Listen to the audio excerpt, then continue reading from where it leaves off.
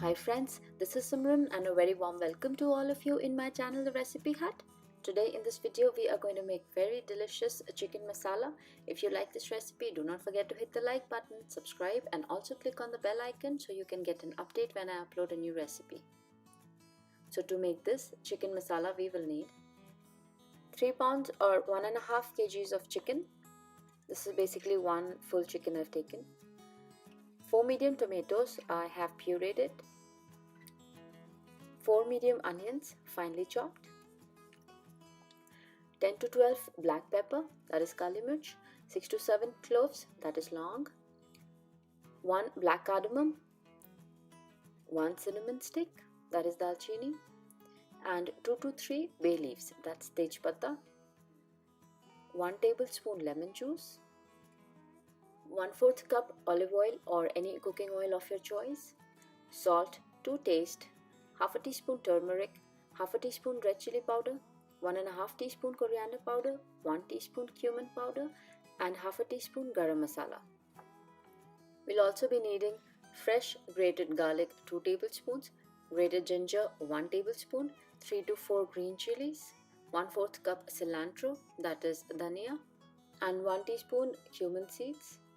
Let's start by marinating the chicken with a teaspoon of salt, half a teaspoon of red chili powder, 1 tablespoon of lemon juice. Now we just need to rub everything nicely on all the chicken pieces. This step will ensure that the chicken becomes soft and tender.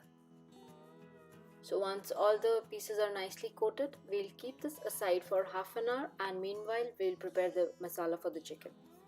Heat a pan, add oil in it. Once the oil is hot, we'll be adding the cumin seeds. Once the cumin seeds splutter, we'll add the whole spices, peppercorns, cloves, black cardamom, cinnamon, and bay leaves. Stir it. So now we'll be adding the onions. Add a little salt and mix it. This will help the onions to cook faster. And now we need to cook it till the onions change its color and become slightly pinkish.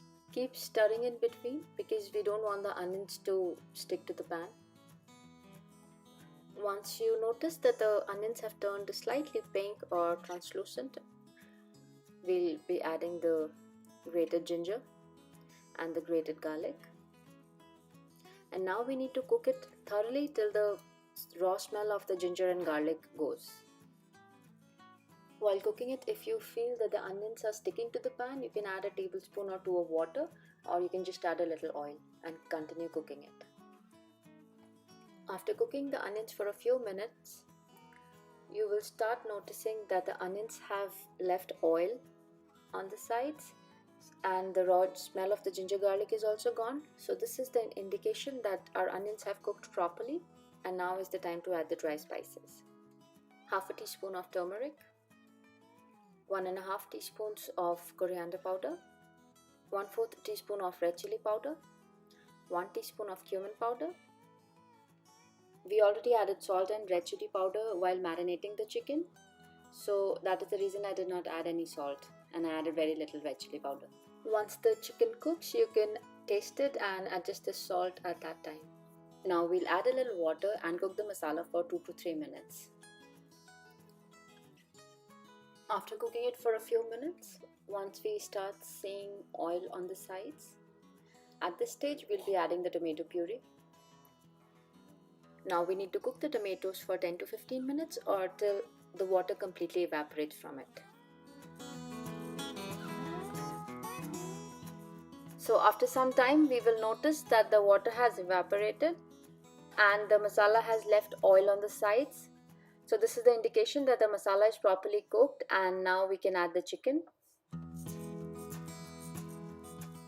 Once we add all the chicken pieces, we'll turn the heat on high and cook the chicken on high heat for 2 to 3 minutes, or basically till the time all the pieces turn white. So this step will seal the moisture inside the chicken and the chicken will become soft. So now the masala is also coated nicely on all the pieces. Now cover the pan and cook the chicken on medium heat, and in between you can just give it a good mix because we don't want the chicken pieces to get burned. At this stage, I'm adding the green chilies.